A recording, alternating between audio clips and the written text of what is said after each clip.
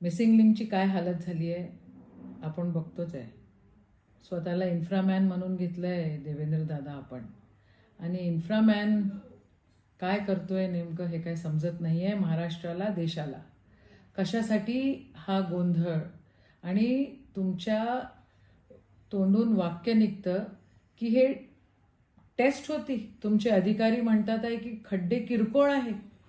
काय सुरू आहे? म्हणजे इन्फ्रास्ट्रक्चरचं सगळी क्रेडिट तुम्ही घ्यायचं आणि टक्केवारीचं क्रेडिट कोण घेईल बरं? आजच्या या सरकारमध्ये जे काही सुरू आहे ते असहनीय आहे. एक गोष्ट कानावर आली होती की ज्यावेळेला मिसिंग लेनचं उद्घाटन झालं त्यावेळेला तिथे काय बळीगिळी पण दिला म्हणताय. म्हणजे हे सरकार करतं काय आहे?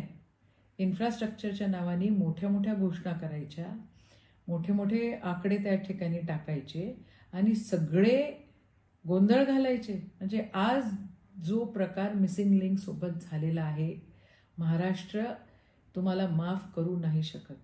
तुम्ही ह्या सगळ्या गोष्टी कुठेतरी थांबवल्या पाहिजे. आणि भाजपचं किंवा महायुतीचं हे जे सरकार आहे हे इन्फ्रास्ट्रक्चर डेव्हलपमेंट नाही करत आहे. हे टक्केवारीमध्ये त्या ठिकाणी चालतं आहे.